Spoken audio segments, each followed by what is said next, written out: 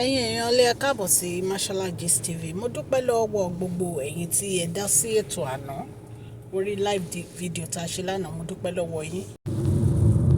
Mo dúpẹ́ lọ́wọ́ bàbá wa erin ńlá kábíyèsí onírìṣà ọba Adéyẹyè. Ojoojúmọ́ la máa dúpẹ́ lọ́wọ́ yín fún ìfẹ́ tí ẹ fi hàn sí Queen Naomi Sílẹ̀kùnọlá Ògúnwùsì. Bàbá àdúpẹ́ àwọlẹ̀ fún orí adé o kábíyèsí. Ìdí tí mo fi máa ń dúpẹ́ lójoojúmọ́ lọ́wọ́ kábíyèsí ni ìfẹ́ tí wọ́n ní sí àwọn ará ìlú. Ẹ̀yin náà wo bí àwọn èèyàn ṣe máa ń post kábíyèsí everyday. Oríṣiríṣi gist là ń rí tí àwọn èèyàn ń sọ ní orí social media yìí nípa bàbá wa. Ṣùgbọ́n ṣé ẹ rí kí kábíyèsí sọ nǹkan kan? Ìtorí ẹ̀ ni mo fi ń dúpẹ́ lọ́wọ́ wọn. Nítorí pé kábíyèsí wọ́n mọ̀ wípé àwọn ti di society king. Wọ́n mọ̀ pé ọba tó gbajúmọ̀ ni àwọn. Wọ́n ti di popular king. So kò sí kí àwọn èèyàn má sọ̀rọ̀ nípa wọn. Queen Naomi, mo dúpẹ́ lọ́wọ́ yín o. Ẹ ṣé. Ẹ̀yin èèyàn lé gist tá a sọ lánàá. Ó ṣe pàtàkì. A ní láti ṣe live video. Tó bá di ọ̀la ní agbára Ọlọ́run 2 p.m. Nigerian time. Ó máa jẹ́ aago 8 àárọ̀ ní Amẹ́ríkà. Ẹ kàn sí wa ní live kí a jọ gba arábìnrin yìí ní ìmọ̀ràn lórí bí ọkọ ẹ̀ ṣe ń lù àti gbogbo àpá àti gbogbo challenges tó face àti gbogbo ìdààmú tí ó ń dojúkọ ní inú ìgbéyàwó ẹ̀.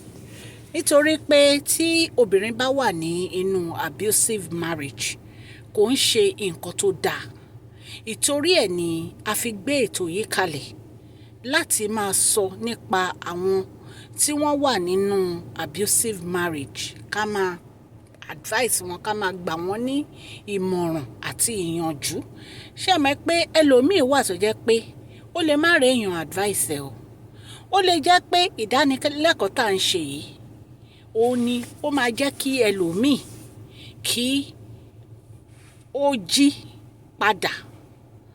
Ipe kí brain ẹ̀ kó jí padà pé so nínú ìyà ni mo wà látijọ́ yìí. Ẹ̀yin èèyàn lé. Èyí ni a rò wípé ó yẹ ká ṣe live video. Ṣé rí live video tá a ṣe lánàá? Ẹ̀yin èèyàn lé ó help gan. Ṣé mọ̀ pé ńgbà tá a parí live video yẹn àwọn ọ̀pọ̀lọpọ̀ àwọn ènìyàn ni wọ́n ń pè tí wọ́n tún fẹ́ gba arábìnrin ní ìmọ̀ràn tó fẹ́ gbà ní ìyànjú lórí bí ọkọ ẹ̀ bí ó ṣe bẹ̀rẹ̀ sí bá ọmọ ẹ̀ lájọṣepọ̀ tí ó dẹ̀ gbé ilé ọmọ ẹ̀ jáde. Àwọn èèyàn pè wọlé lẹ́yìn ìgbà tá a parí live video yìí. Ìtorí ẹ̀ a ṣe máa sọ̀rọ̀ nípa arábìnrin yìí again. Tá a bá ti parí ti obìnrin tí ọkọ ẹ̀ ń lu ìyàwó ẹ̀ yìí nítorí a fẹ́ gbà ní ìmọ̀ràn, a tún máa padà sí ti arábìnrin tí ọkọ ẹ̀ tí ó ń ṣẹ́yún fún ọmọ ẹ̀. A máa padà sí torí àwọn èèyàn sì ní advice tán fẹ́ fún arábìnrin yìí. Ẹ̀yin èèyàn lé live video wa àárọ̀ ọ̀la ní American time 8 a.m.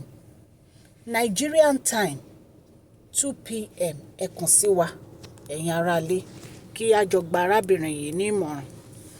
Èyí tí a gbé wá lénìí, arábìnrin kan ló pè mí. Ó ní ọmọ 40 years old lòun. Ẹ̀yin èèyàn lé. Ó nìkan ni màmá ẹ̀ bí. Màmá ẹ̀ dẹ̀ jẹ́ ẹni tó lówó. Bí a ṣe gbọ́, ìlú òyìnbó ni màmá ẹ̀ wà àti òun náà. Nǹkan tí a gbọ́ nípa ọ̀rọ̀ wọn òun ni wípé màmá ẹ̀ ní oríṣiríṣi ilé iṣẹ́ tó pọ̀ jàǹbùràtà ní ìlú òyìnbó.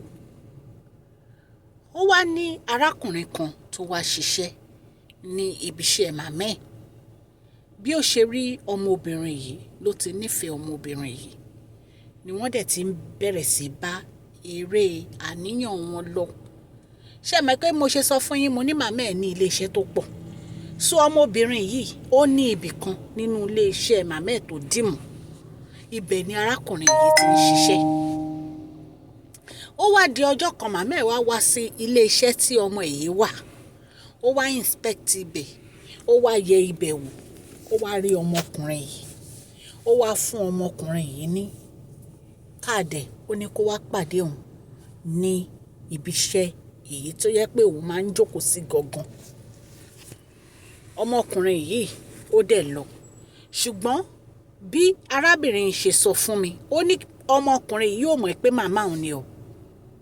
Ó ní ọmọkùnrin yìí ò mọ̀ pé màmá òun ni, ó nítorí pé ìgbà tí wọ́n jọ ń sọ̀rọ̀ òun ò sí ń bẹ̀.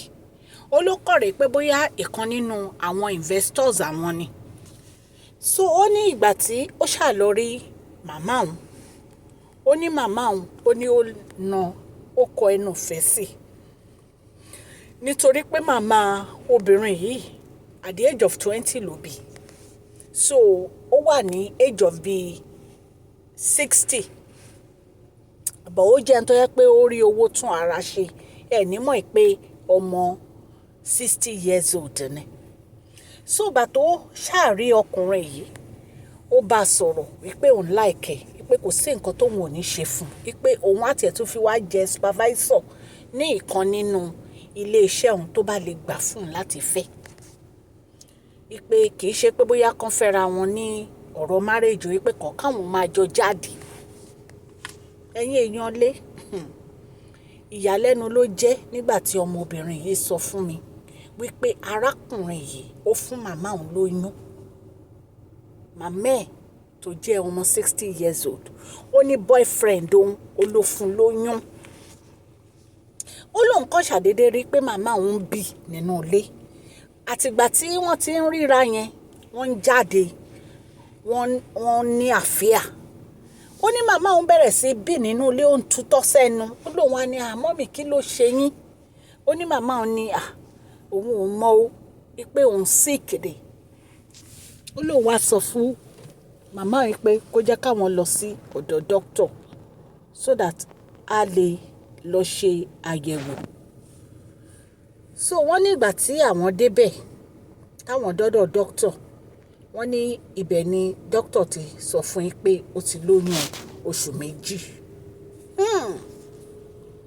Ẹ̀yin èèyàn lé, kì í ṣe nǹkan tó easy.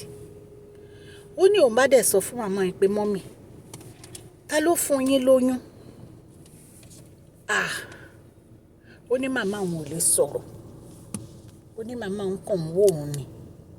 Ó lóun ní mọ́mì, àṣà ní ẹni tó fún yín lóyún. Ó nítorí òun ò rí ọkùnrin kankan kan wá màmá òun wá sí inú ilé. Ó ní so bí màmá òun ṣe wá di ọ̀rọ̀ pé màmá òun lóyún, ó ní òun ló ń ya òun lẹ́nu. Ká má fi ọ̀rọ̀ gun o, ẹ̀yin ará ilé. Ó ní bí màmá òun bó ṣe sọ fún òun ní pé ọkùnrin tí òun fi ṣe supervisor ló fún un lóyún. Ọmọbìnrin ló ń káwọ́ mọ́ orí ni. Wípé mọ́mì, kí lẹ wí? Ṣé ẹ mọ̀ pé boyfriend òun ni? Abomination ẹ̀yin èèyàn. Abomination. Ìyá àti ọmọ wọ́n ń fẹ́ ọkùnrin kan náà. Ẹ rí pé yìí tún lágbára. Ó ní ló ń bá ní mọ́mì ẹ ní láti lọ terminate oyún yìí ni o.